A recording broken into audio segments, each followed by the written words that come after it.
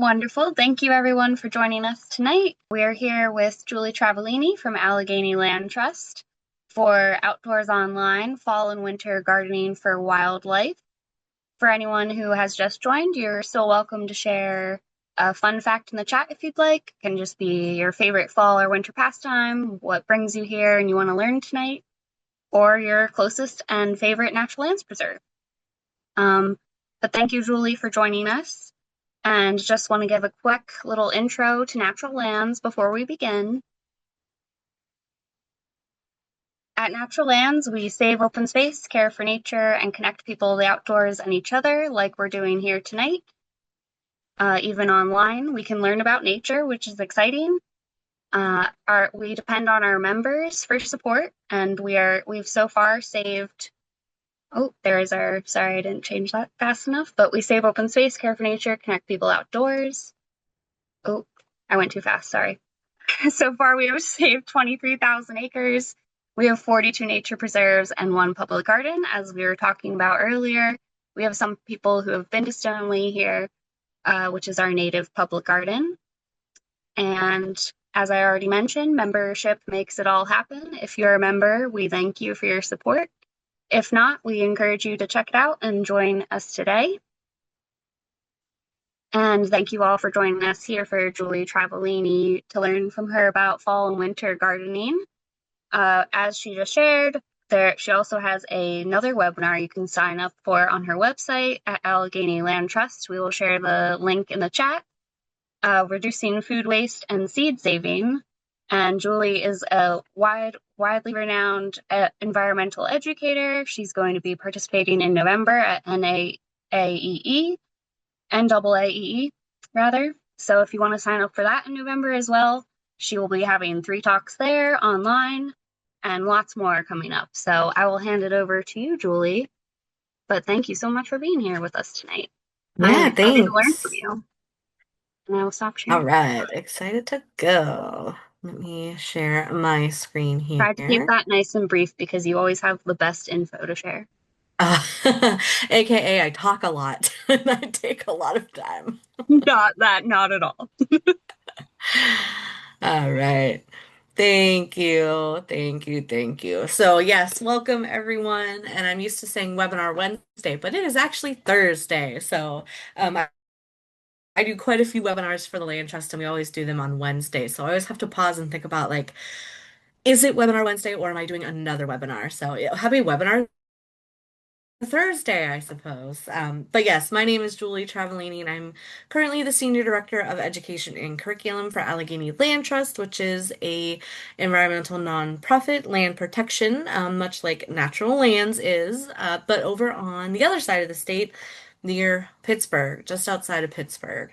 And today we are talking all about fall and winter gardening for wildlife and how you can still support wildlife through the winter with your garden. Because believe it or not, it is that time to start thinking about like putting our gardens to bed for the winter. And I'm going to talk about what that really should mean and what we tend to think it means and how we can best be supporting wildlife with our gardens year round, not just when the flowers are blooming. So, like we said, I work for Allegheny Land Trust, small-ish. We have 16 staff, just outside of Pittsburgh, and we protect many fewer acres than natural lands. We have 4,000 acres in 39 different municipalities in and around Pittsburgh. Our spaces range from small quarter of an acre, not even quarter of an acre. Sometimes they're like a tenth of an acre community garden plots through our trolley, Three Rivers Agricultural Land Initiative program, or 400 plus acre green spaces like our Dead Man's Hollow green space that is like a wildflower reserve and has some really cool history on it. And just we have a wide range of properties that we protect in and around the Pittsburgh area.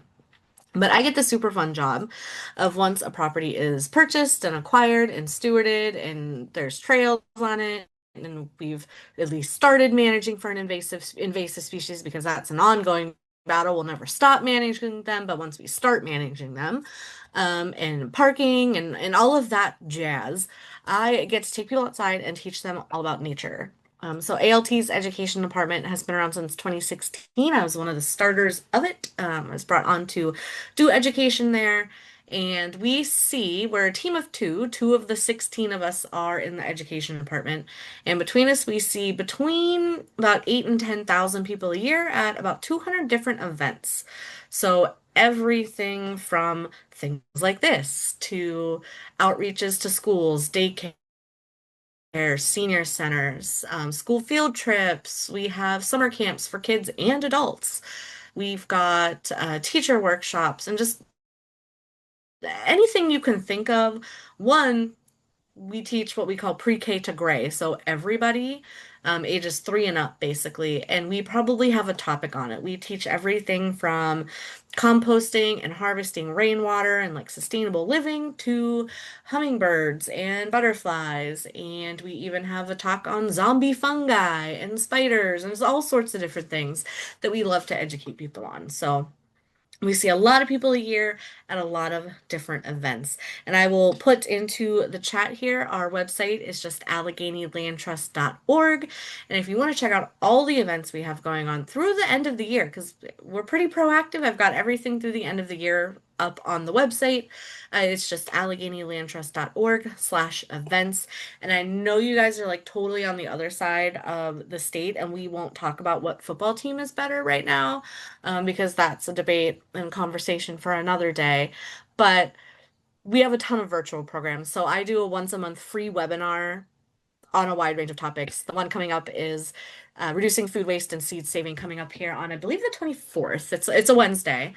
And then we have a science. What else am I talking about? We've got the zombie fungi talk coming up. I've got a turkey talk for November, of course, for Thanksgiving. And then in December, I love doing a fun kind of holiday themed webinar. It's fauna of our favorite festive songs. And we're going to talk about like what is a turtle dove and is it related to a mourning dove and how is a reindeer different than a white-tailed deer and fun things like that from all of our different favorite holiday festive songs. So check that out, and you can come hear me yammer about different things in a different setting. But today is all about gardening in fall and in winter and how we can best support wildlife, whether it's pollinators or mammals or herps, even our reptiles and amphibian friends in these long, harsh winter months. So this photo of a garden in winter may look barren and like a frigid, frozen landscape, but it is probably supporting thousands of creatures just in that tiny little garden plot, making their home and surviving the winter. So how do animals survive winter? One of three ways. They either hibernate, which that little bee is doing there in the ground, they migrate, which those birds are doing there in the middle, or they change. They change colors, they change their diet, they change their appearance somehow to blend in better. They do one of those three things to make it through the winter. And today we're going to focus especially on the first two, supporting animals that are hibernating and supporting especially pollinators that are getting ready to migrate. So that's the two things we're really supporting today, hibernation and migration. Now, the first thing I'm going to put, you've probably seen this photo. It circulates literally everywhere this time of year in many different varieties, but the messaging is always the same. Leave the leaves alone. I think one of my favorite leave the leaves memes was a person sitting with a glass of wine, and it said, "Did you know if you leave the leaves, they don't break in and steal your wine, they just make more dirt." So it was entertaining,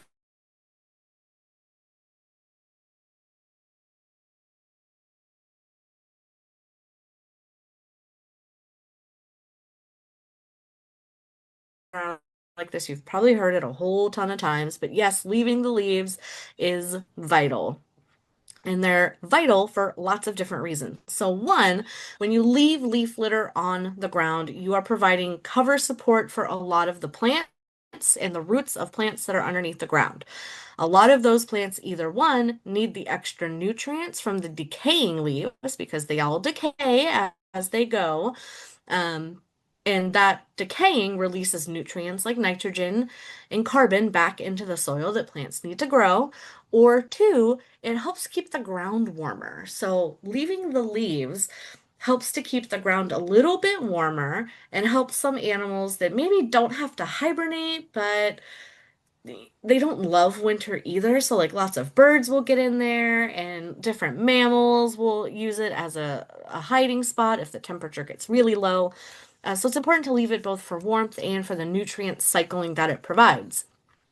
Also, vital to leave the leaves because many a creature hibernate in leaves or use leaves to make gulls, which is a little kind of projection, and they can look lots of different ways. We're going to see some gulls here in a bit, but tons of creatures, lots of insects and beetles and wasps use leaves to put their gulls on to have their young overwinter in the gulls and survive the winter. So vital for that as well. Lots of pupa or babies of moths and butterflies, and including like beetles and firefly larvae, live in the leaf litter over the winter too. Creatures like frogs, in particular wood frogs, really need it as well. We'll see what happens to frogs here in a bit, especially our wood frog friend and why they need the leaves. Bumblebees are overwintering in leaf litter. So just so many creatures. And then, of course, we have the birds who may not need to overwinter in the leaf litter, but they will rummage through the leaf litter looking for all those creatures to eat in the winter. I love this image because it shows a wren, and I see a wren all the time. I will leave leaves on my patio, and there's always a wren that comes by and hops through the leaves and is rifling through the leaves looking for all those pupa and bugs that are overwintering there so they can survive the winter. So it's kind of a multi-step process. You're protecting plant roots that are under the ground for warmth and that nutrients. You're protecting larvae and you're giving an overwintering space. And then you're also giving a foraging ground to our larger predators like birds. So wildly important all around that leave the leaves alone. And I know sometimes we live in HOAs and places where people don't like where you leave the leaves. But if you have to tidy up your yard for any reason, you can leave the leaves in a pile. They still do the same thing if they're piled in one spot as to if or if they're spread out all over your yard and you didn't rake them at all. So either option is okay. You can just rake them into a nice composting pile. I like to put them behind my shed or I'll put them next to my compost bin. Um, so if you need to rake them, you can do that too. They don't have to be exactly where they fell under the tree, but you can tidy them up if need be. I'm just lazy and I don't love to rake. I don't like raking the grass. I don't like raking the leaves. So I try to leave them as much as possible. And unfortunately, the tree in my backyard is now like 3/4 dead. So I don't have very many leaves I have to rake up anymore because the tree is mostly gone. Um, and I refuse to cut it down. I knock on wood. Probably need to do that before it causes problems.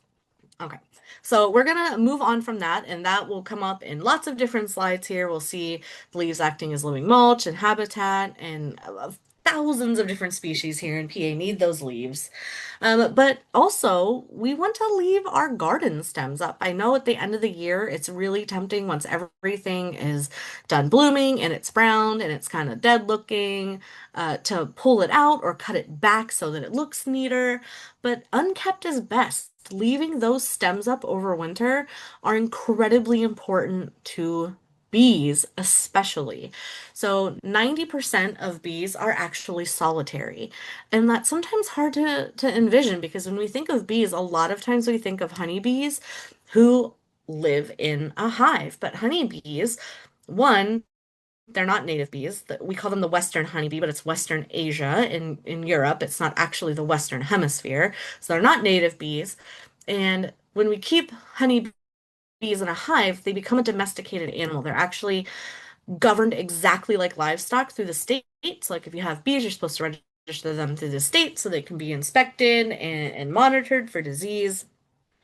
So that's actually a domesticated animal at that point.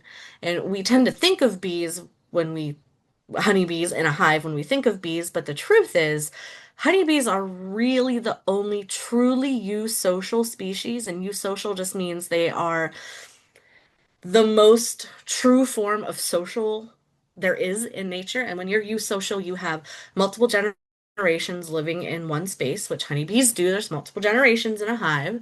There's specific jobs, so there's drones and worker bees and the queen bee, and you have thousands of individuals living in one space, and that's really rare in nature.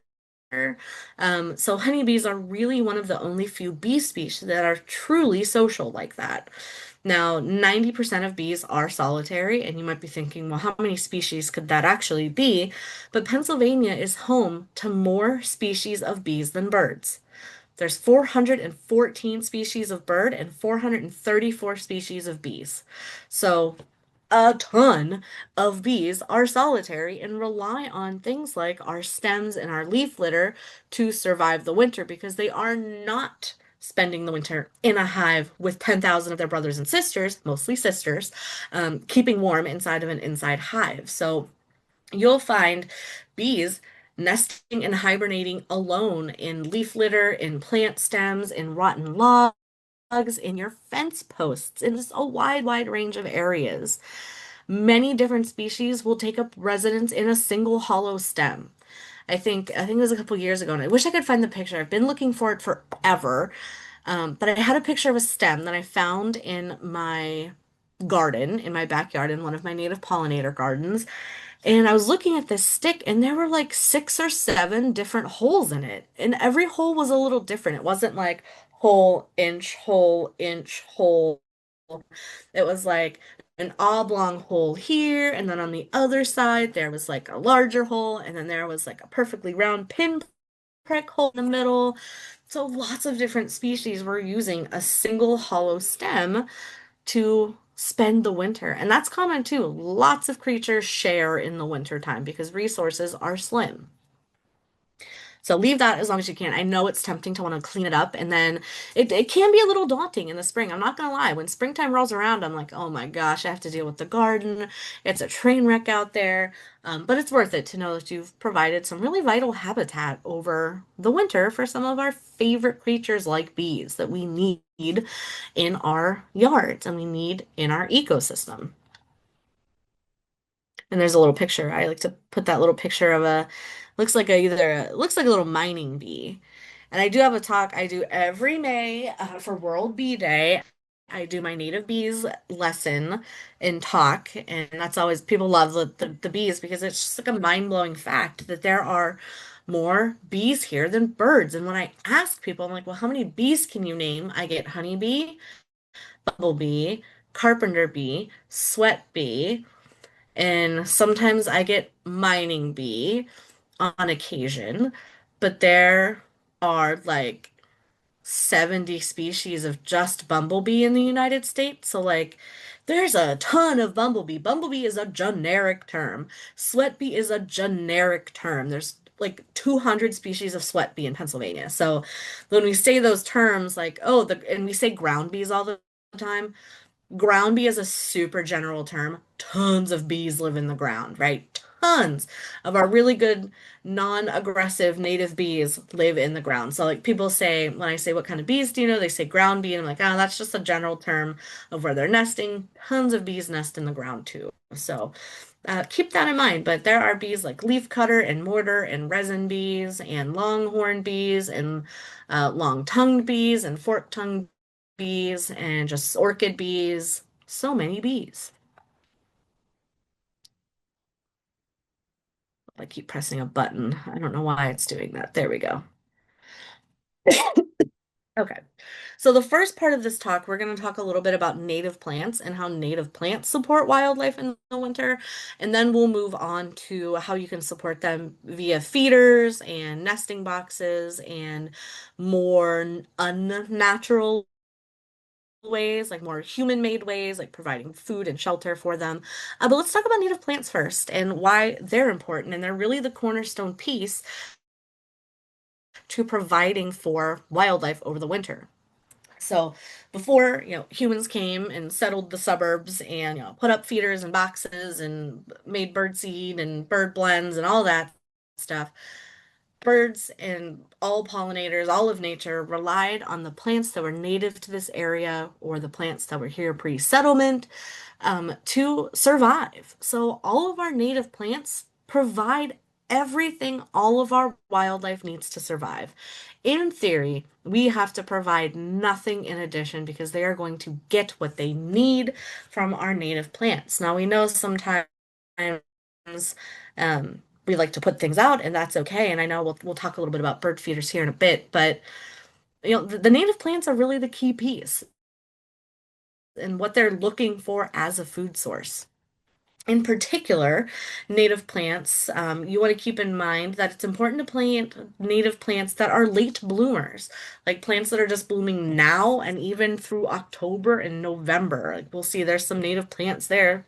Those look like asters or chicories of some sort. I can't quite tell from that photo, but bloom into the frost. And that's important for our animals that either are hibernating or migrating to get that last bit of energy and that last bit of nutrition before they either go to sleep or start a long journey somewhere.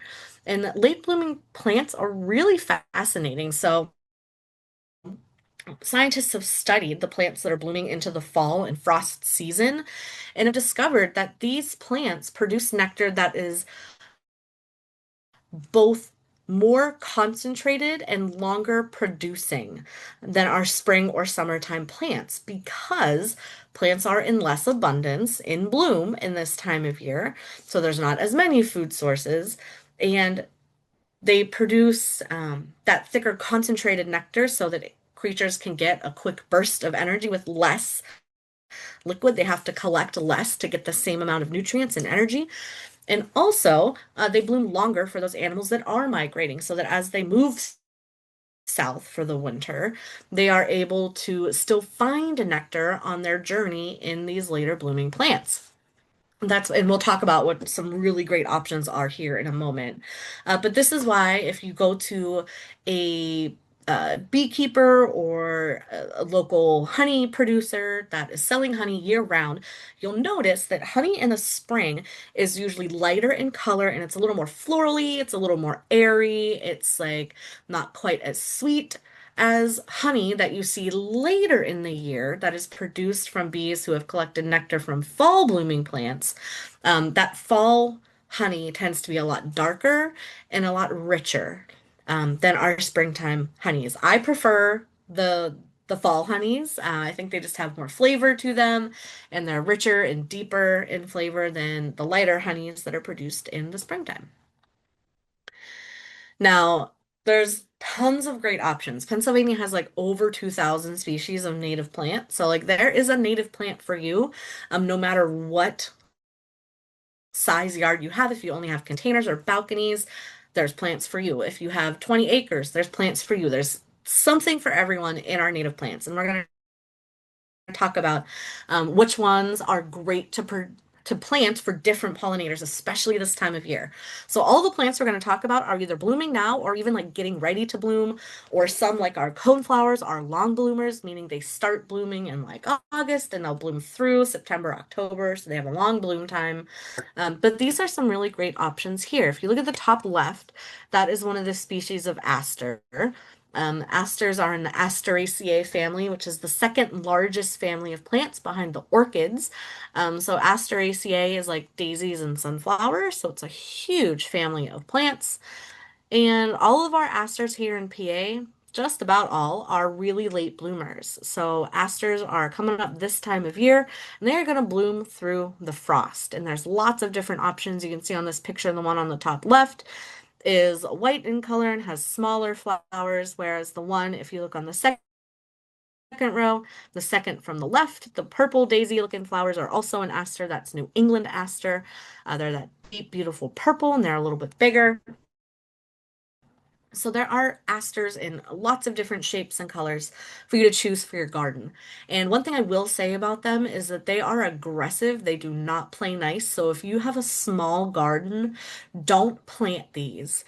I made the mistake of allowing like a bird must have carried an aster seed or once came into the yard and it got into my gardens and I was like, ooh, an aster. It's a native plant. I'll let it go. And I ended up, I'm this year going to have to take out my entire garden and start over because the asters have just overtaken everything. And that's all I have in there now. And we know we never want a monoculture in our gardens. We always want lots of variety. So, Asters are great for large spaces or hillsides where they can just overtake and just have that whole space to themselves, but they do not play well nicely with others, we'll say. That top middle photo is a holly. It's one of our native shrubs that we have here. Um, and hollies are really fascinating too. Their leaf shape changes dependent on the predator pressure. So when deer grazing is high in an area, hollies will have really sharp, pointy leaves, especially from, like 5 feet and down, where the deer can really reach really well. And then the top of the tree, where the deer can't reach, will be less pointed because there's not that same pressure on the plant. It's not getting eaten on the top half nearly as regularly as the bottom half from the deer. So they'll be less pointy, which is a really fascinating scientific evolutionary skill that hollies have. Top right photo, coneflowers. Coneflowers are great and just a staple, and they're so beautiful. And they spread, but they spread nicely. They're not super aggressive like an aster is, but they come in lots of different sizes and colors too. There's black-eyed Susan and brown-eyed Susan and cutleaf coneflower and the purple coneflower and just so many coneflowers for you to choose from at this point. But they are lovely too. And some like the cutleaf gets really tall and others stay more like knee height. So there's lots of variety in there as well. Some of my personal favorites that I have blooming in my garden right now that is always covered in bees and lots of different bees, honeybees, bumblebees, sweat bees, carpenter bees, all the bees. And just recently, I'm going to pull up this picture for you to see. I found one of my favorite spiders in this plant too. This is a warning. I'm going to show you a picture of a spider. So if you don't like spiders, give it a second. But here's this really cool banded garden spider that was hanging out in my blue mist flower. Just she's out there right now hanging out. That bottom left photo is blue mist flower Conoclinum calestrium, I believe is its species, genus and species. One of my personal favorites. It's a really beautiful shade of like purpley blue. It can be an aggressive spreader. I started with just a couple a few years ago, and now I have a nice like 6x4 bed of it. I love it. It can take over everything at once if it likes, but I really love that blue mist flower. We talked about the purple aster there, the New England aster. And then we have goldenrods. That bottom second from the left picture, the bright yellow on the bottom is a goldenrod, and there's quite a few varieties of goldenrod to choose from as well. Goldenrod can be slightly aggressive, so warning on that one too. If you plant it with the asters, they'll fight each other, and you have a plant battle in your yard until somebody emerges victorious and there's a monoculture again. So just know that those two don't play nice with each other either. They will like just duke it out. But another really great and underrated plant on the bottom right, that is closed bottle gentian. And the bottle gentians are really lovely. They don't spread like crazy. They, in fact, are too kind and too generous with their space, so they are easily outcompeted. So if you do put something aggressive in, the bottle gentian will just be like, "Oh no, not now," and it'll be there a year or two, and then it won't come back because it doesn't want to compete with anything else, truly. So if you're gonna plant that, you got to give it its space. Don't let anybody else infringe on its space. It doesn't like that. Makes it nervous. But bees love that one. That one's really important for larger bees like bumbles and carpenters because the petals are closed on the flower. They never actually open up on closed bottle gentian. So they always look like that picture on the right. There's no open flower to it. So it needs those big heavy-bodied bees to like get in there and like muscle their way in to be able to reach the nectaries. So it's a really great one for some of our bigger bees. Now, some additional fall plants to support bee life, and we know we have 434 species of bees that need our support. These are some really excellent choices for fall blooming plants to support bees. Now, bees tend to love blue and yellow and purple above other colors. They will visit other colors, but if given the choice, those are the ones you'll see them on. And that's because bees, like a lot of creatures in nature, actually see UV light. They see the reflected UV light off of color instead of the actual color. So those are the UV light spectrums that they are attracted to are what looks like blue and yellow and purple to us. So to us, blue and yellow, purple looks different to them, but that's the UV wavelength that they are attracted to. And it's really cool. I could do a whole talk on this, but like the flowers will a lot of them will look the same to us, but once completely depleted of like nectar and pollen, they will give off a different UV wavelength that looks different to bees and tells bees, we're done. We're empty. There's nothing here. Don't stop here. So it's really incredible. There's some incredible scientific research out there and papers and images on how the flowers look to a bee pollinated versus not pollinated. Totally wild, really cool stuff. Um, but here are some flowers that bees really love late in the season. Those goldenrods again. Joe pie weed is a great one. Joe pie gets really tall.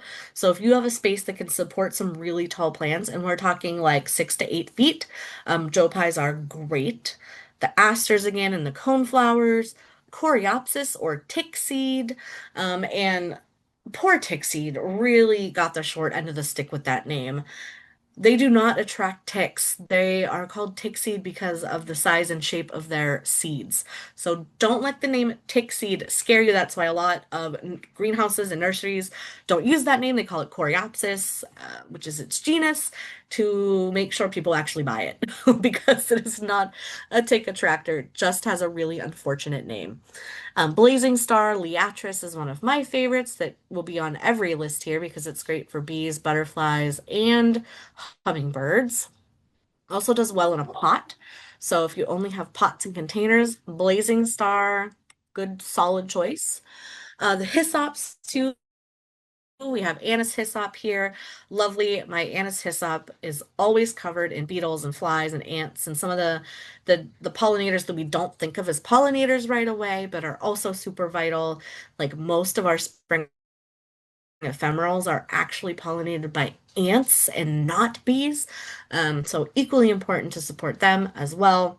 And of course the milkweeds, and not just our common milkweed. There is, I believe, oh gosh, I just sat in on a webinar about milkweed, and there's like 12-ish species of native milkweed here in Pennsylvania, and they have been doing research. Penn State Extension has been doing research, and it's not just common milkweed. It monarchs and butterflies in general need multiple varieties of milkweed to sustain them. So we want to be planting like our swamp milkweeds and our showies and our butterfly weeds and our commons and all of them. We want to plant a little bit of everybody in our milkweed. Now, butterflies are a little bit different. So, some of these plants will make a reappearance here. You'll see milkweed and butterfly weed is back on here. Asters, coreopsis, goldenrod, ironweeds are on here. Tons of different. And that's because butterflies aren't quite as picky as some of our other pollinators. Butterflies love bright colors and they love things planted in the sun. And they also, and this is kind of a myth, like long ago, and maybe I'm just showing my age. I'm not quite 40 yet. I'm not that old, but I feel old. But like when I was a kid, they always told us to plant tube-shaped flowers. And maybe this was just where I live in my school system. I don't know. Maybe I just had a terrible schooling, but they told us to plant flowers with tube-like flowers because butterflies have a long proboscis. We all remember the image of the butterfly that has like the tube coiled up tongue called the proboscis. Well, that's true. Butterflies do have a long proboscis, but what is not true is that we need to plant tube-like flowers for them. And here's why. Butterflies and moths are different in one key, well, there's multiple aspects, but in one key difference, and it has to do with how their wings are attached to their bodies. There's a piece, a little ligament called a frenulum, and I forget which one of them does not have it, but one of them doesn't have it. And when a butterfly lands, that frenulum, um, they only are able to have their wings up. Now you'll see them flapping their wings, but when they land and are resting, their wings are going to be up like this above their body. When a moth lands, they can't hold their wings up like that. That's why their wings are out to their side or down behind their back. And that's key because when a butterfly lands and their wings are up here, their wings are over top of their head. Their wings project in front of where their head ends on their body. That means that the first thing to touch a flower, and the closest thing to that flower is the wings. And the wings stop the butterfly from getting close enough to the tube-like flower to unroll the proboscis far enough to reach the nectary, because the nectaries are always in the back of the plant. The good stuff you always have to work for. It's always in the back. And the butterflies can't get close enough to those tube-like flowers because their wings hit it first, to get their tongue in there far enough. That's why they need like flat, shallow, big blossoms to land on, not the tube-like, because their wings are up and they need to land so that their wings have clearance all around them to be able to reach the good stuff, the nectar and the pollen in the plant. So that is, and maybe it was just me who was taught that. Who knows? Maybe I just wasn't listening in science class, but don't plant, doubtful. I was a pretty good kid, but don't plant those tube-like flowers. The tube-like flowers are great for hummingbirds, not for butterflies. And don't forget, if you're planting native plants, you want to plant things that make nuts and berries too. And this can be a little bit more of a challenge for those of us, like I do not have a big yard. My backyard is like postage stamp size. It's so little. I don't have the space for like a massive oak tree or some of our larger trees. But you can plant smaller shrubs. I've got some button bushes and I've got a nine bark, and that's about it. That's about all the shrubs I've got. I don't have a ton of shrubs. I've got a lot of perennials, but not a lot of shrubs. But there's different sizes of those that you can plant as well, and these are some on here, in particular that produce this time of year. So our oaks. Oaks, if you can only plant one native thing and you have the space, plant a white oak. That is by far and large the most important biologically supportive plant you can plant is a white oak. It supports more than 400 species of various native wildlife. Elderberries, walnuts, brambles like the wild raspberries and the wild strawberries. There's native strawberries and native raspberries and native grapes and native blackberries. Those are all important. Pawpaws. Pawpaws are really having a moment right now. People love pawpaws, sometimes called hillbilly mangoes or Appalachian mangoes. My coworker just brought some in the other day, and I'm like, "Ugh, they're okay. They're not my favorite. They're kind of like a custardy, mangoey. I don't know. I don't really know what to do with pawpaws. They're okay, but it's not my jam. They're a lot of work, and I don't like things that make me work to eat it. I want my food to come a little easier. You can plant some native roses. Now, this is not like Rose of Sharon and the gosh, the why do I keep forgetting of rose? Multiflora rose. That's not those. Those are not native. But there are native roses out there, and the hips or the berries produced by roses are edible to both wildlife and birds and us. We can eat rose hips. I don't remember. Well, I remember. I don't know if you all are old enough to remember back in the early 2000s when it was a huge beauty trend to put rose hips in everything. Like every shampoo and every like lotion and every nail polish was like infused with rose hips. Well, it was this stuff. It was literally just the berries off of rose plants, because they're really, really rich in vitamin C and beta carotene and a lot of the stuff that's good for your skin and your hair and your nails. So those are great as well. Choke chair, lots of options out there. But it's important to plant all of these nuts and berrying plants as well, not just the pollen and nectar, because tons of birds will actually switch their diet in the winter from insects to nuts and berries because insects aren't available in enough quantity to support everybody who relies on them. So a lot of birds will switch their diets and eat nuts and berries and more seeds in the wintertime to supplement that diet. So really important that we're providing that for everyone as well. And when you can, I like to leave this note to leave trees be. That's why I'm like really hesitant to cut down my very large, very deceased maple tree. Because even when not alive anymore, trees are providing a huge amount of food and shelter and nesting space for tons of different creatures. It's, becomes a ground for mushrooms and fungi. I'm a big fungi nerd. huge fungi nerd, and I love mushrooms, and I think it's important to provide places for mushrooms to be, not just for us to eat because we can eat some, although a very minimal amount. But fungi are a huge dietary importance to slugs and snails and smaller creatures like some arthropods and even chipmunks and squirrels. And then not only do they need the fungi to eat, but then they also need to nest in what we call the snags or the dead portions of the tree. Owls don't build nests. Owls are lazy. They won't build a nest. They either take a woodpecker's old hole or they use a hole in a tree that's naturally occurring, like a knot or a snag in the top of the tree. So if you want to support owls, you gotta leave trees be because owls will never make a nest. They just take somebody else's, or they hole up in a hole. So they they are not nest builders. So as long as it's safe to do so, you don't want to leave your tree up if it's gonna like fall on your house or your property or something or hurt somebody.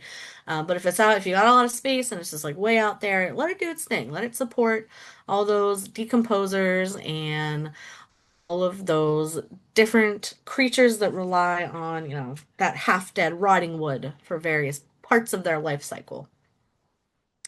Now we're going to switch gears here a little bit in the last section and talk about how you can support wildlife in other ways and include feeding. And I always want to talk about bird feeders because I know bird feeders are very important to folks and people love to feed the birds. I love to feed the birds. But the biggest key for feeding the birds is providing variety. So you want to put multiple kinds of bird feeders up because different birds utilize different feeders. So the nectar feeder is obviously going to be for hummingbirds. Now, past like depending on weather, past like early to mid-October, don't leave those out because the hummingbirds are gone for the year. You want to put them back out in our area around tax day, is when you should put that back up because that's when the first hummingbirds start appearing in the southern counties of Pennsylvania. But tube feeders, like the one on there on the right, tube feeders with the smaller thistle seed are really important to finches, whereas some of the suet feeders, especially the bottom hanging suet feeders, really important to woodpeckers. The general seed feeders is where you're going to get a lot of your songbirds, and unfortunately, the starlings and maybe some of the birds you don't want up on there. But having things like the suet feeder that hangs upside down will keep some of those pesky starlings away because they can't grip onto it like a hummingbird can, or not a hummingbird, a woodpecker can to eat that suet. So that's one way to keep them out of there is the bottom hanging suet feeder. Another like kind of pro tip for the suet is get the plain suet. It's really, really tempting to want to get the suet that's packed full of like nuts and seeds and berries that you can get at the store, but that is attracting like your starlings. The woodpeckers want just the plain suet and the fat and the energy that that suet provides, not the nuts and seeds that's in there. So providing plain suet tends to keep the starlings away a little longer and gives the woodpeckers a chance to actually enjoy it. And the most important thing is put variety in those seed feeders. So yeah, things like a nectar in a tube feeder, you're only going to be able to put the sugar water and thistle seed in. But if you have a seed feeder, you're going to want to provide seed, nuts, berries, dried insects. All of those things are really important in a varied diet is really key to the success of a bird's nesting time the next season. So, if a bird has eaten a diet that is too high in fats, especially, so if you just pump that bird feeder full of nuts and you don't provide anything else, that's too many fats, and that will actually cause birds to lay smaller, less stable eggs, and then the babies will have a less high success rate. So we want to make sure we're providing a varied diet because just like human babies, like pregnant women, it's important for birds who are getting ready to lay eggs to have a varied diet so that they are providing everything they need to create the egg and to create an actually like a successful egg for breeding season. Now, you also want to keep them clean, and I know especially with the bird flu, I know, gosh, they told us to take down our feeders. What was it last year? To try to prevent the spread of bird flu. It is important to keep those feeders washed out and make sure that you aren't leaving old seed shells and various things around because one, that can attract things like rats that you may not want in your yard, but also because when we leave all that stuff out, it tends to breed disease and bacteria. So you want to wash it out in normally like warm water and scrub it out with like a nice sponge and warm water. If you want to do a bleach solution, it's like 1/10. So it's like just like a tiny little like tablespoon of bleach into a whole bucket of water. It's a very small amount that helps sanitize that stuff. Providing water sources. There's multiple ways you can do this. And the one on the right is a little bougie. I do not do this for my birds because that's a lot of effort, I think, on my part, and I just don't have the infrastructure at my house to provide this very well. But the image on the right is actually a heated bird bath that you can get for birds that keeps the water warm and keeps it from freezing in the winter. I know a couple people that do this, but I don't know of a ton that do it because, that's not occurring in nature. Birds are finding water when it's really cold without us providing a heated bird bath, so it's not necessary. But some folks like to do that. But what I do like is on the left here, that is called a water wiggler, and it looks like a UFO. Like it looks like you just stuck a flying saucer down in your bird bath. But the water wiggler does exactly what its name says. You can get them either battery or solar powered, and its entire job, like it has that weird orb on it, and I don't know why it needs that whole weird orb because all it does is those metal legs on it shake the water just enough to keep it from freezing and to keep, this is especially important in the summer, keep mosquitoes out of it. So those are great. I have one in my bird feeder, and birds prefer, and most animals honestly prefer moving water because moving water is naturally cleaner than stagnant water.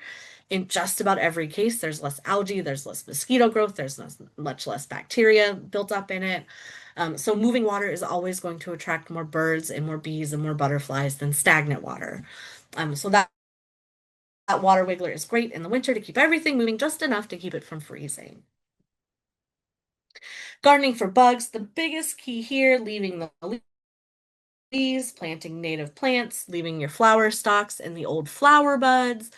Lots of times you'll see little bugs curled up, and especially I see this in like Queen Anne's lace.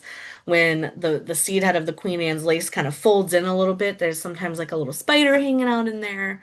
But creating stick or log piles, I know I leave my leaves and any down sticks from my tree behind my shed for insects to utilize to hibernate in or to utilize as shelter, lay eggs in. Leave hives hanging. This is another one, and I'll tell you a funny story about this, but folks don't like to leave an animal like a wasp hive hanging in a tree over the winter, and sometimes you don't even realize you have a wasp hive until the leaves fall, and then you see it because it's been hidden by the leaves all spring and summer. But you want to leave them there because there are insects hibernating in there. They spend the winter in their hive.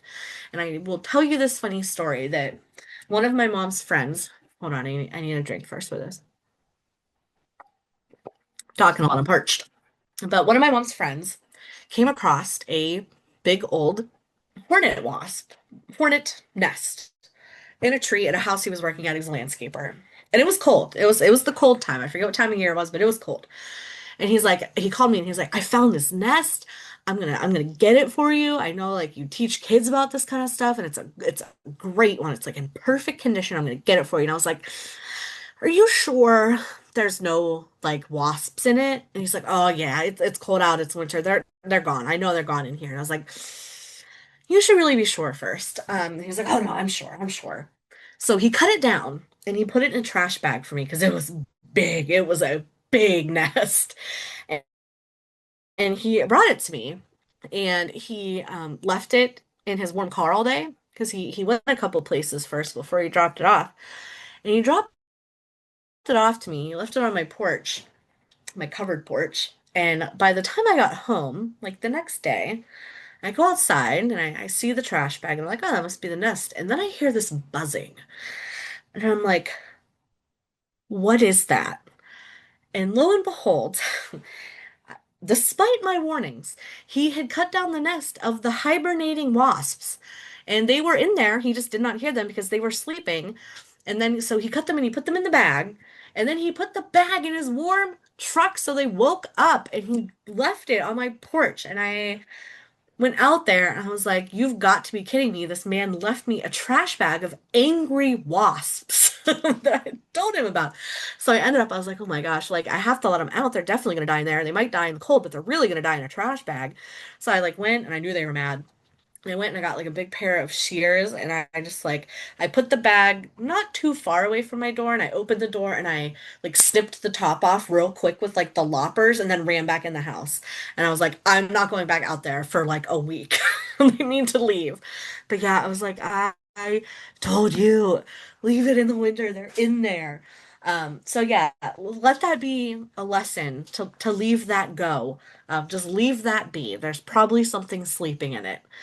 And of course, not spraying pesticides and herbicides is hugely important for so many different reasons. And that's a whole other talk as well. But not putting those toxins in your yard is going to save, both your garden plants, your health, your pet's health.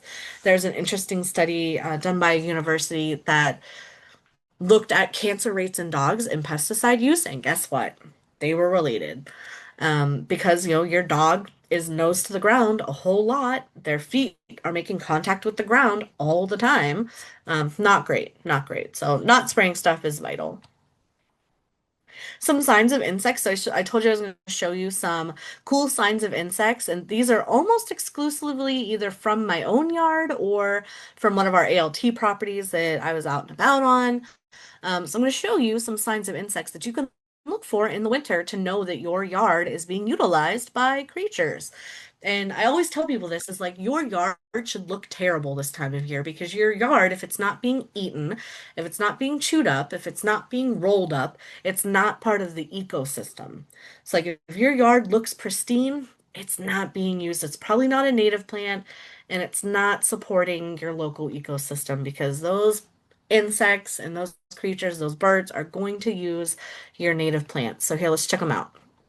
Here's some gulls. This is on a leaf I found in my yard. Leave the leaves. There were some gulls. I'm not sure specific. I can't remember specifically what insect that was. It might have been the leaf vein midge. I know there's a lot of midges that use leaves, especially the veins of leaves to inject an egg. And then each one of those little bumps has an egg in it, and it grows another insect, and they come out in the springtime. So there's some gulls, and gulls are crazy. They can look really wildly different. Check out these ones. That is it's like the finger cone maple leaf gull midge, something like that. But it looks like little tiny like black fingers coming out of the top of the leaf. If you see something weird on a leaf, it's probably a gull. Like weird things get done to leaves in the name of reproducing insects. But here's some more. Here's a cicada shell on my mostly deceased maple now. And that's actually on my screen now. It hangs on my screen. I think it's fun. Anyone know what this is? This is a fun one. Anyone know what this is?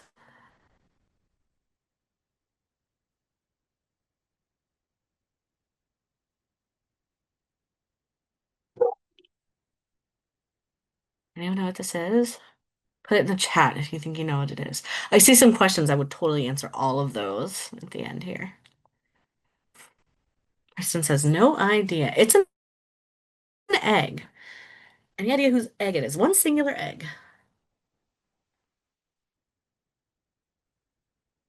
This is actually the egg from a pirate spider. So spiders in the pirate spider family all will lay one singular dangling egg at a time. So these will be laying on the very tip of the edge of a leaf, and it is tiny, tiny, tiny. That is a pirate spider egg. Then we've got praying mantis. If you can see my cursor, Utheka right here, that like creamy, crunchy looking thing. And then if you look right below, you see the praying mantis laying it. So the end of her abdomen is laying that Utheka right there. And that's where she will deposit her eggs, and her babies will grow up in that and then hatch from the Utheka, that almost styrofoamy looking ball. I- I've accidentally hatched multiple of those in our office. Um, yeah, hundreds of baby praying mantises everywhere. I came into the office one morning and was like, ooh, baby praying mantis. And then a few minutes later, ooh, baby praying mantis. And then I was like, uh-oh. And I realized that, I had just picked one of these from one of our properties and I put it in my drawer, not realizing it had not hatched, but it did now. And yeah, at least twice I've done that. Two times I can for sure remember doing that. There probably has been more. But yeah, there's hundreds of baby praying mantises in there. Ooh, guess what this is? This is such a cool one. Guess what this is? This was on one of my plants in my backyard, in my pollinator garden. Who made these? They look like little jugs.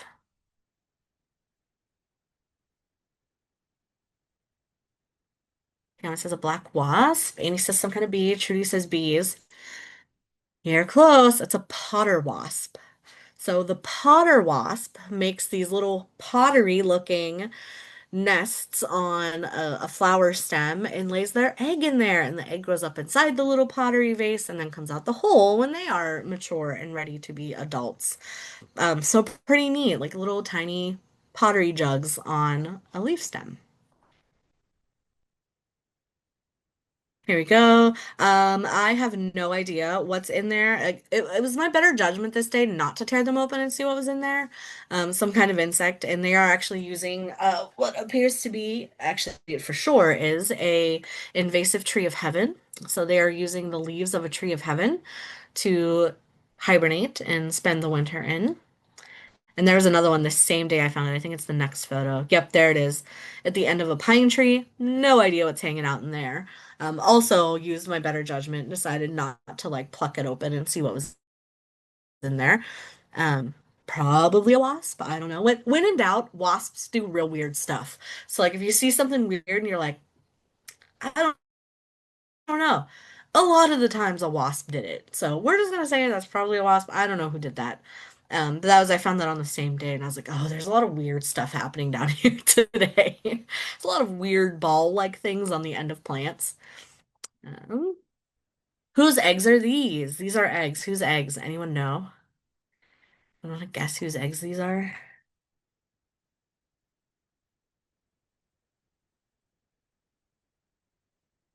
Guess in the chat. Whose eggs?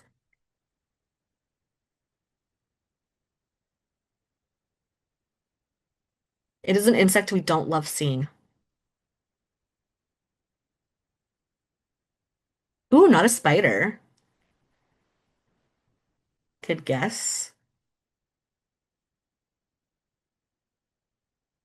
Moth, not a roly-poly, not a moth. Bugs we don't like seeing. Stink bug. These are stink bug eggs. So signs that unfortunately a stink bug had laid eggs on my and a brown stink bug, which is the invasive stink bug. We do have some native stink bugs, but the brown one's not. But those are brown stink bug eggs. And then here's another example of wasps doing weird stuff. This is a gall from a wasp. I can't remember the name of it. It's like a spongy gull vein moth, some or not moth, wasp, something like that.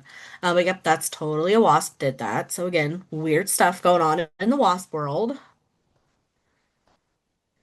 And then this was a fun one. I saw the spittle from like a spittle bug, and then I saw the wing, and I was like, oh, something went down here. And so what I think happened was there was a spittle bug nest, which is what that spit is the nest of a spittle bug. I think an insect came to eat the larva out of the spittle bug, and then it's not in the picture here, but when I backed up a step, there was a praying mantis like on the plant behind it. So I think the praying mantis then ate the insect that stopped at the spittle bug nest. So it was a really cool, like little like whole mini food chain going on like one plant. It was really cool. But I was like, oh, something amiss. Something is amiss on this plant. And then there was the praying mantis, like, haha, I did all that. Just like chilling, like one plant back. He was big too. It was a big one. It was probably a female, actually. The females get way bigger than the males. And then any idea what this is?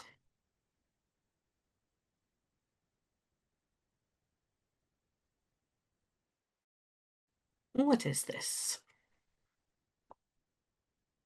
Poop, you got it. It is.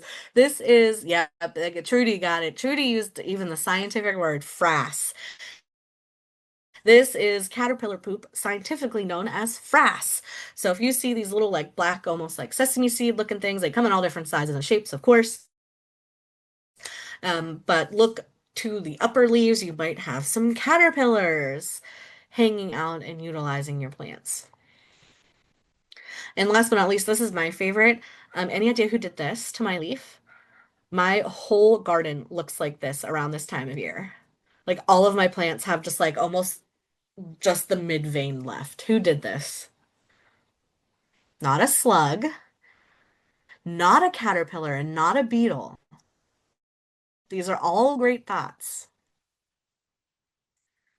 Great, great guesses. This is one of my favorite things to find in the yard because it's one of my favorite creatures, a leaf cutter bee.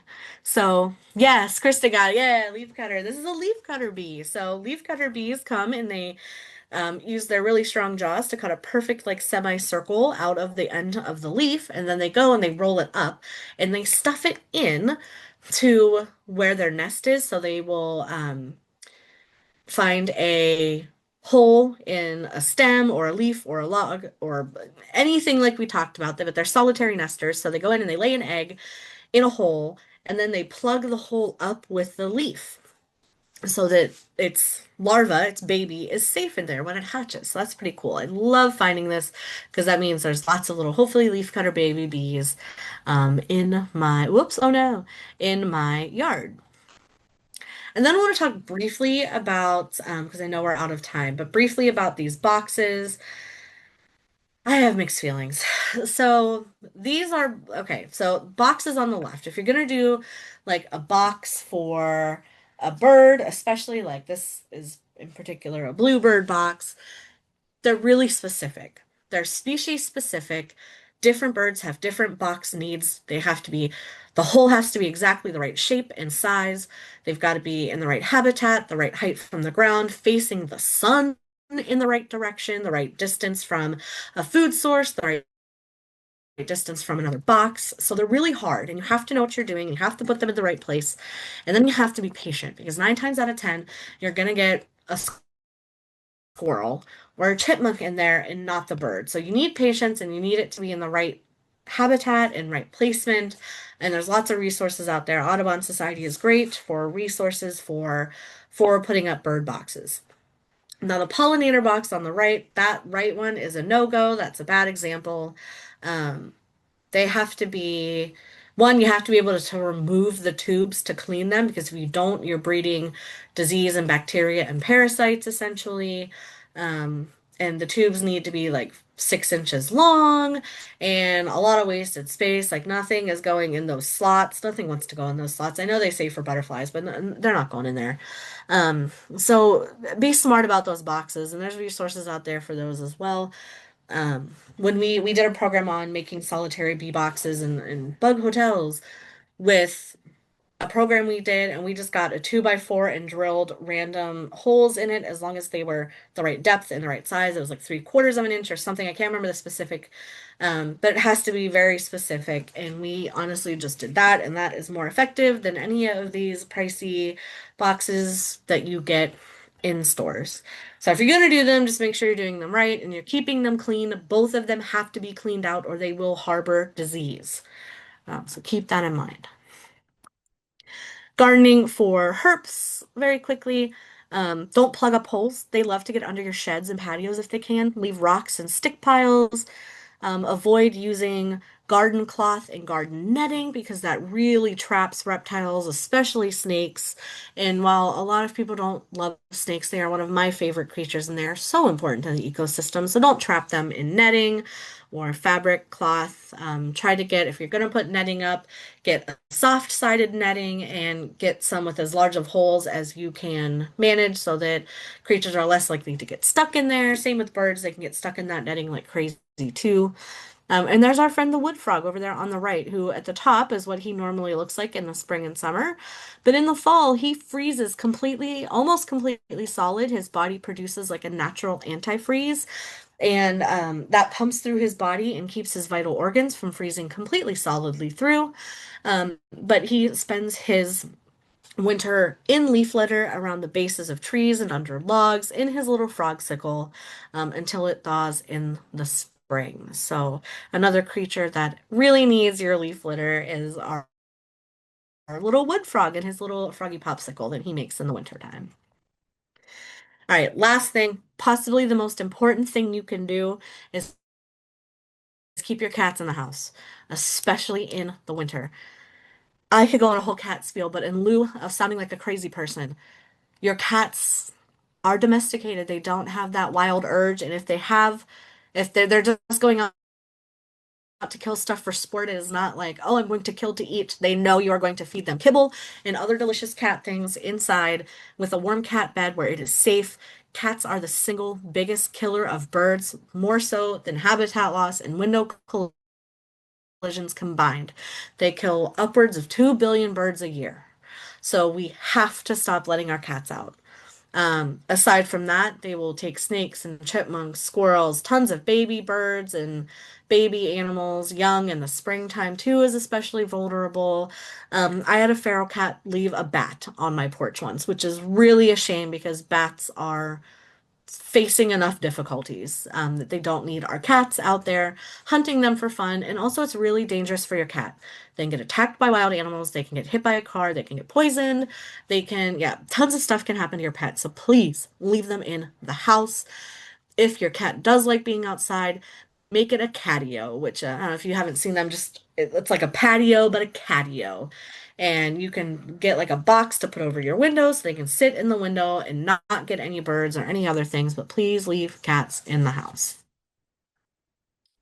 All right, so hopefully you all learned a bit here. I know I went kind of fast the last little bit because we were running out of time, but hopefully you learned some stuff about how you can support wildlife over the winter, be it through planting native plants or leaving leaves or providing a nesting space or shelter or food or water, any of that for our friends. And this is true. So black rat snakes will commonly nest in overwinter with rattlesnakes in the winter. They will share a denning space called a hibernaculum, which I thought was pretty cool. Um, but yeah, snakes are fascinating, not scary. We love them. Love snakes. All right. And my contact info, as always, if anyone wants to send me any questions.